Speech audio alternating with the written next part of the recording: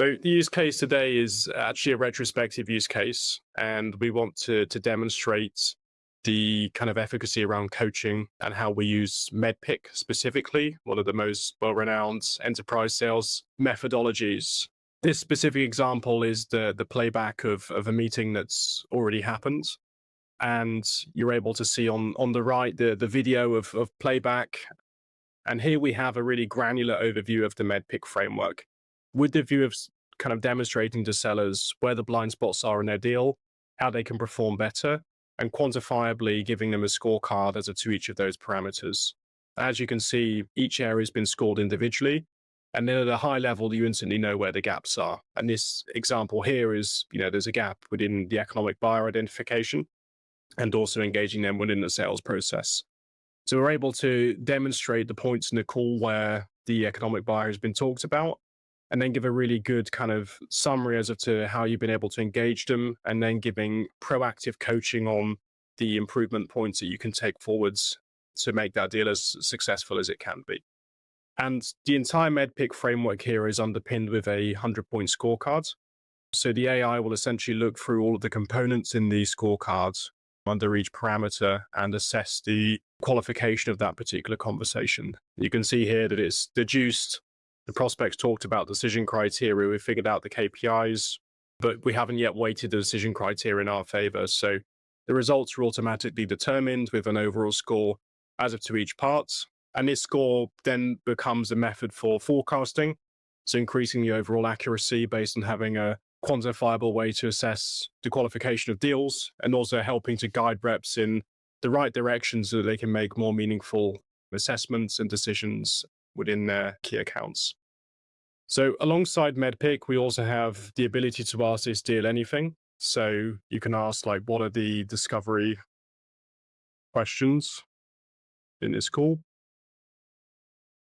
And our AI will essentially do some thinking and come back with an answer, giving you the key discovery questions within that conversation. So you can essentially interact with the AI and have a bit of a back and forth.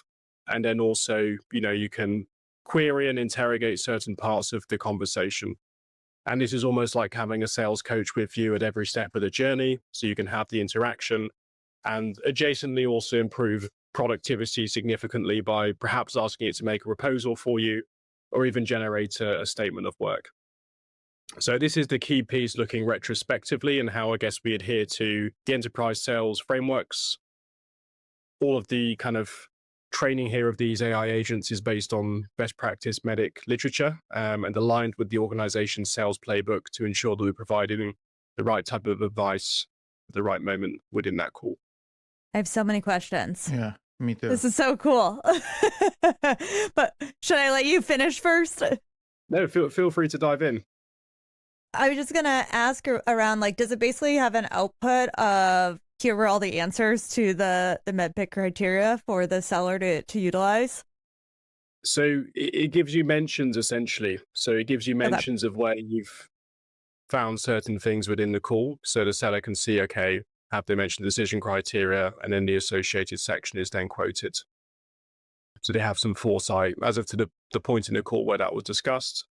And then segment that into coaching related actions. So these are the actions you can take forward aligned with that past framework. And then they're more proactive suggestions to ensure that you can enhance the remainder of the sales process. And can it do it on an account level? So like you might have multiple sales calls with an account. Can it basically summarize, like, through these 3 calls, this is the score, or is it call by call?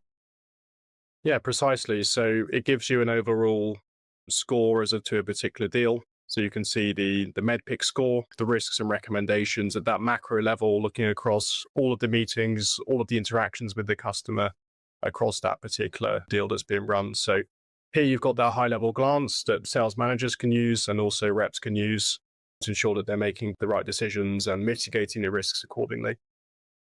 Just one small bit, for example, the green there would reflect that perhaps in an earlier meeting you had all of the blue was your score, and then the lighter green is a subsequent meeting you maybe address the gaps around the paperwork process, for example. So you can see that's moved on quite significantly overall within the overall deal perspective.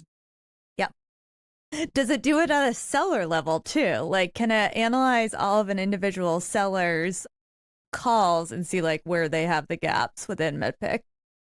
Yeah, I mean, I think when Leo first spoke to me about the solution, that was one of the things that I thought was most powerful. So you can actually has a reporting capability so that you could view across a whole sales team or slice them in a different direction and get, for example, a medic score, or if you used a different methodology, the same score, and you could see that maybe certain individuals were never asking questions around maybe economic buyer. So it's maybe a point that would require some coaching, but you can also look at win-loss analysis and the scoring against won deals and where you've got kind of common gaps either as team or an individual. So very powerful, and certainly all the larger organizations we show the solution to or looking at the solution have got real interest in that.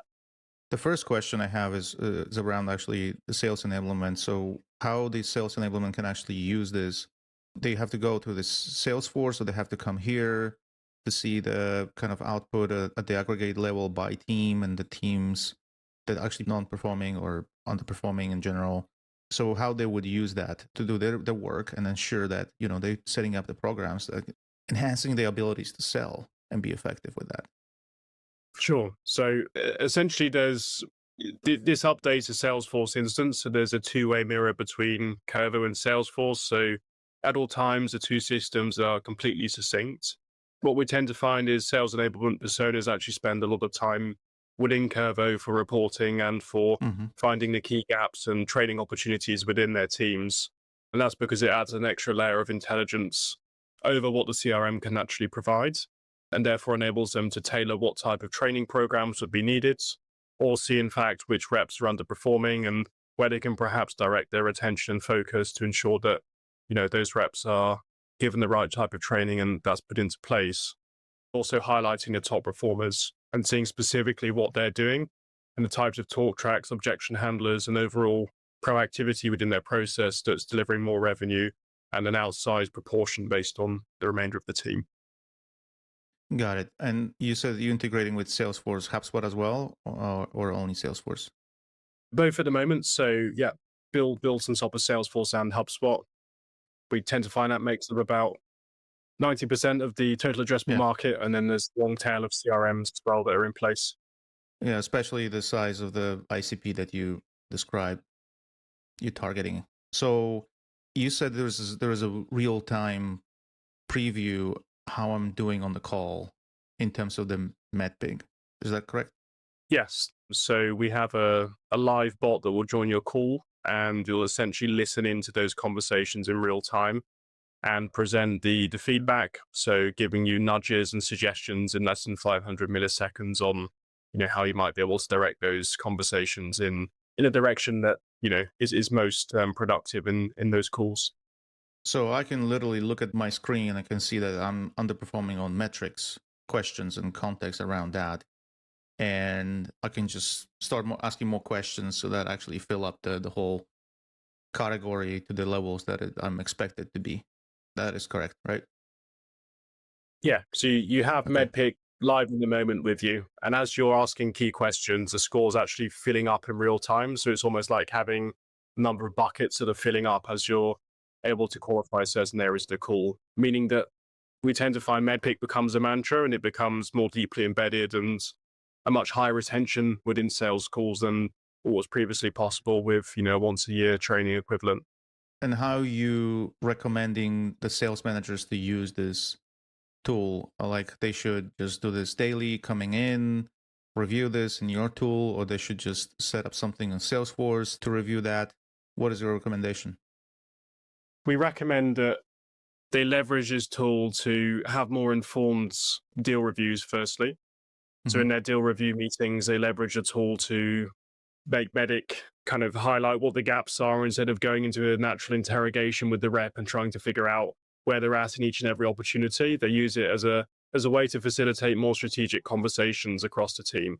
So that's probably one of the key rituals where Curvo is put into place.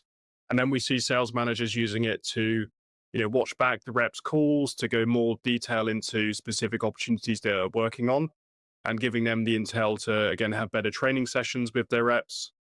And then from a more macro standpoint, we find that, enablement and RevOps leaders using this for forecasting accuracy. So as well as the weighted forecasting in Salesforce, which isn't always the most accurate in the world.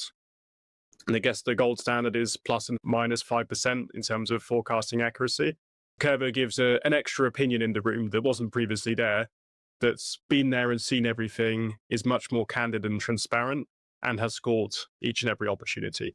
Then we're not just relying on reps' intuition and what they're saying. We've also got that objective third-party opinion that's there and can enable you to understand, should it actually be a commit or should it be a different place in the pipeline, and have we actually committed the right number here? You don't think reps are always spot on with where they think a deal is? That's shocking.